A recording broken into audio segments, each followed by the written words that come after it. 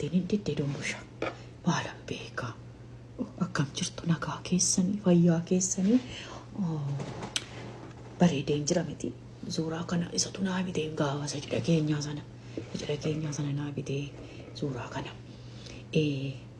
Hunduma keessan isin galateeffachuu achi as bahee har'a warri cidha keenya irratti argamtanii nu bareechitanii galatoomaa isiniin jechuudhaan barbaade. Amma egaa waan irra geenye isinitti machuma isa kaleessa sanatti madiini itti mumni. Kaleessa waan ta'een isinitti dumbushaatu hojii deemeetu hojiidhaa gale. Inni akkuma galeenii dumbushee naan jedheennaan mee waan nyaadhu naa fididhaa kanaatu naan jedhe. Maalii birqeen jirti miti hafiddu isheeniin jedheen lakki ati fidii jedheen. Maali waan isaa jedheen mataa baachuu barbaade jennaanii mee naan jedhee jennaani macaafa qulqulluu sana fidimee walii wajjin dubbifannaa naan jedhe. Achumaan macaafa qulqulluu kana fuudheetti geesse silaa waanuma ajaa'ibaa keessa jira as keessa hooma ajaa'ibaa jira. Yennaani mee naan jedhee yennaani Efesoon 5:23 dhaqiisi dubbisinaan jedhe.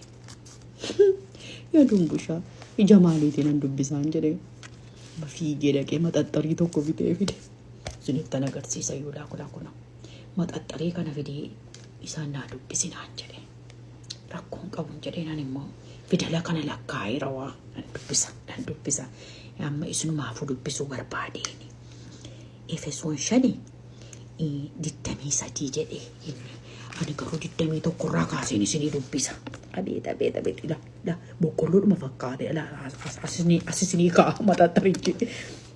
Ila akkana jedha 21 irraan ka'a. Kiristoosiin safeeffachuudhaan waliif abboomamaa. Haati manaa akkuma gooftaa Yesuusiif abboomamtu abbaa manaa isheetiifis haa abboomamtu. Abeet. Kiristoos mataa waldaa kiristaanaa akkuma ta'e abbaan manaas mataa haadha manaati. Gudiidha. Ila abbaan manaas mataa haadha manaati dhageessanii. Dhugaadha amma kaleessa mataan baadhee ta'uun kana dubbifachuu baadhee. Kanaafi kun waan hundumaa isinitti hima. Waan hundumaa abeet. Dumbushaa gooftaadhaa gaditti dumbushaani abbaa manaa dumbushee mataa dumbushee ta'eera.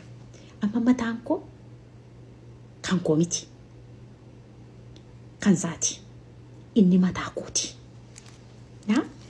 Dumbushaa koo gooftaatu siinaaf kenne akkuma sagaleen waaqayyoo jedhu kan ammoo siifan abboomaman lammata laaqana siin kennu hin jedhu achi darbee si wanni abboomamii jedha waan ta'eef abboomamuutu nurra jira akka sagalee waaqayyootti buluun nurra jira.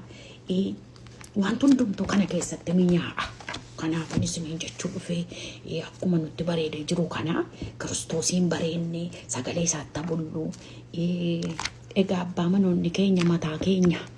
Kanaaf isaaniif abboomamnaa gooftaa jaallannaa baay'ee isin jaallanna galatoomaa isiniin jechuun achi abba'ee wanti haaraan yoo jiraate immoo isinan beeksisa. Naaf jiraadha kabajamaa. Akkam jirtu daawwattoota koo akkam jirtu fayyaa keessanii nagaa keessanii jirtu. Guyyaa sanbataati sanbata gaarii isiniif haa ta'u. Warri waldaa dhaxxanii dhuftanis waldaa gaarii isiniif haa ta'u. Warri muganaa rafni isinii barii ganaa dhaxxanis warri raftanis immoo riba nagaa isiniif haa kennu isiniin jedha. Har'a inaaffaa tokko inaaf beektu. Maal inaaf ta'ee jaartii caccabduun nana anaan jedha. Bakka inaafanitti naafudha waan inaafan kana kan ugaa dubbatanii ugaa jajatan baay'ee gaariidha jedheen fudhadhaa waan ta'eef jechuudha. Sittiinaan waan ajaa'ibaa hojjetaa jirti. Sittiinaa Siraaj waan ajaa'ibaa hojjetaa jirti. Sittiinaan bifa akkuma chaanaalota adda addaa qabdu bifa adda addaa qabdi. Bificha iyyuu mitanaan bifichis na ajaa'ibeera. Namni akkamitti bifa 2 godhata, bifa 3 godhata, bifa 4 godhata. Gaafa na bira dhufte sukkoo bakka caccabduun haadha eebbaa kana fakkaatte jechuudha. Ijoollee amma ammaatti koo waliin agarre. Gatuma nani arrabsuu fi dhuftee nan ilaalle kunoo afaan funyaan jala teessee tiraanispoortii asii gadee mayyoo dhufte birrii 15 dhufti. Asii olaan iyyuu nan danda'a. Asii olaan iyyuu birrii 15 birrii tiraanispoortii birrii 15 jettee hamma har'aatti dhuftee tola nagarree sittiinaa siraach. Haa ta'u waan ofeef iyyuu amma keessummaan sitti wakaba gana waggaa baay'ee wajjin hojjenna. Gana waggaa baay'ee wajjin jiraanna isa ammas hin komadhu. Maaliif amma sirraan gashee soo dhuftees kaballaan sitti cufa waan ta'eef kanaaf jettee sodaatti tuunatti fakkaata kanaaf ta'e amma sadhiifnee jechuudha waan ajaa'ibaa hojjetaa jirti. Waan ajaa'ibaa hojjetaa jirtu dhugaa jennu waan Oromoota biraa biratti hin beekamne waan Oromoonni biraa hin goone godhaa jirti. Haadha kootuu biratti abbaa manaa qabmuudhaan riikardii cabsiteetti. Sittiina irratti immoo waan gaarii hojjechuudhaan waan gaarii nutti agarsiisuudhaan nyaataati amma yuutuubii namaa saaqutti waan gaggaariidhuma nutti agarsiisaa jirti. Namoonni sittiinaan beenne sittiinaa siraach meeshinii isinii godhaa asirratti isa samaawiidhaan ta'etu jiru kana dhaqaati mana ishii keessatti gudii ilaala. Gudiidhuma mana ishii keessatti hojjetaa jirtu ilaala. Bifa ishiis ilaala. Bifni ishii achitti bifa biraadha. Haadha kootuu birratti bifa biraa qabdi. Sittiina irratti bifa biraa qabdi. Miliyoon irratti bifa biraa qabdi. Waan hundumaarra chaanaalota nama beeku kanarratti hundumaarrattu bifa adda addaa qabdi.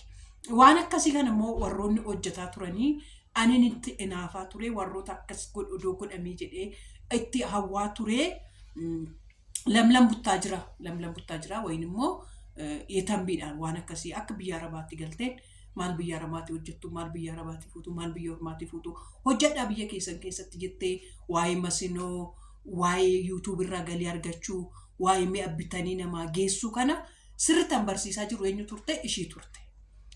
Achi keessaa fakkeenya isinumtiyyuu baay'inaan fudhattanii annattanii too ilaaltan Abrishiif Ruuttaa anoomishee eenyudha yuutuubii saqee piraankiin hojjettu itti kakachiifte yuutuubii isaa ta'e inni garuu piraankiin waan itti fufee hojjetaa jira jechuudha amma Ruuttaa fi wannoo isaan immoo jalatti waan meeqa oomishanii akka isaanii sanitti eenyutu hojjeta warra jedhu ijoollee warra buttaa jiraa suni baay'ee namatti tolu. Saada kanarratti garuu an amma hojjetaa jiru eenyudha sittiinaan sirriitti hojjetaa jirti sirriitti jechuudha dhugaa.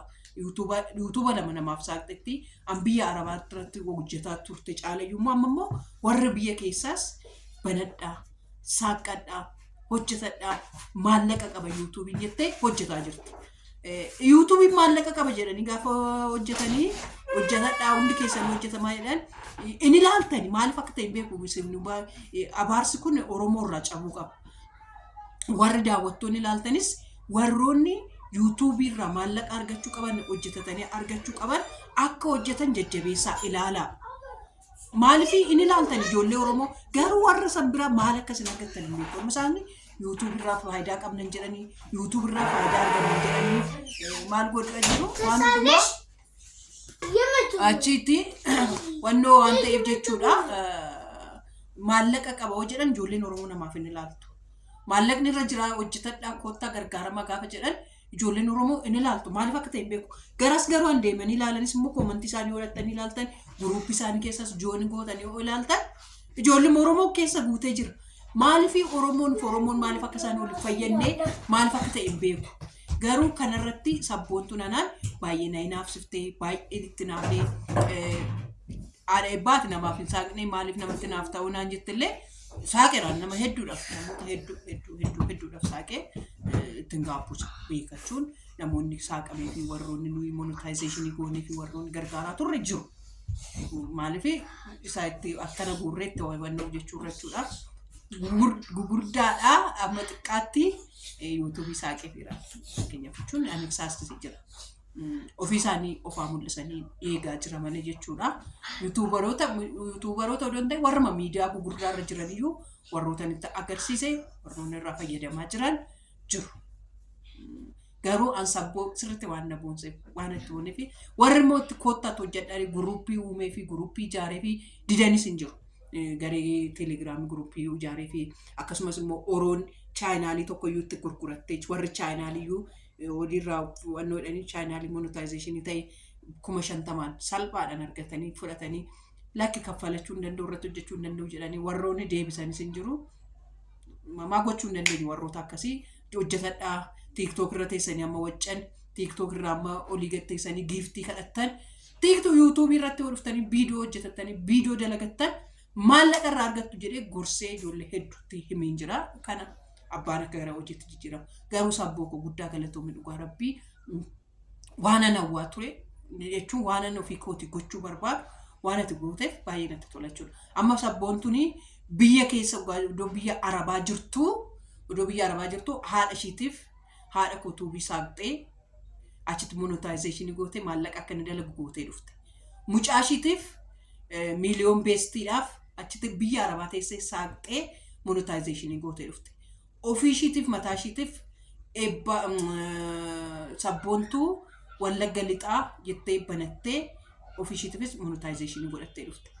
Akkasumas illee sittiinaan maqaa ishii isa dhugaa ijoollee ittiin gargaartu achirratti jechuun waa'ee gargaarsa ijoollee dhumaaf saaqte isaan kan achirratti waa'ee oolmaa gabaa biyya keessaa waa'ee biyyi keessa maal akka biyya keessatti hojjetaa jirtu maal mi'a akkamii akka bittu maal akka hojjetaa jirtu maal akka godhaa jirtu sirritti achitti sittiin irratti agarsiisaa jirti. Dhaqaatii ilaalaa warroonni ishee ajajachuu barbaadan warroonni mi'a riilee anama yeroo tokko namaaf mi'a bitee geessuun namaaf mi'a bituu akkas gochuu hin gorsu.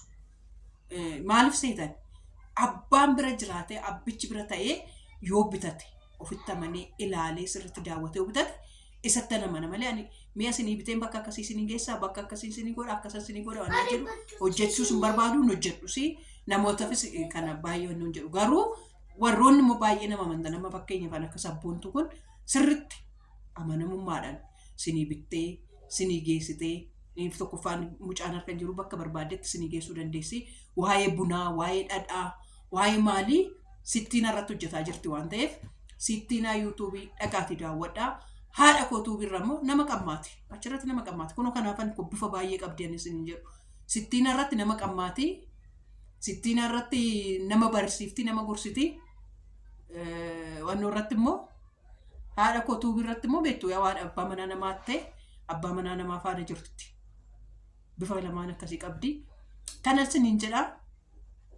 Har'a fajaarti. Obboleetti ishii dumbushee jaalattaniitu miti ishee dumbushee dhaafis koo TikTok bante bara.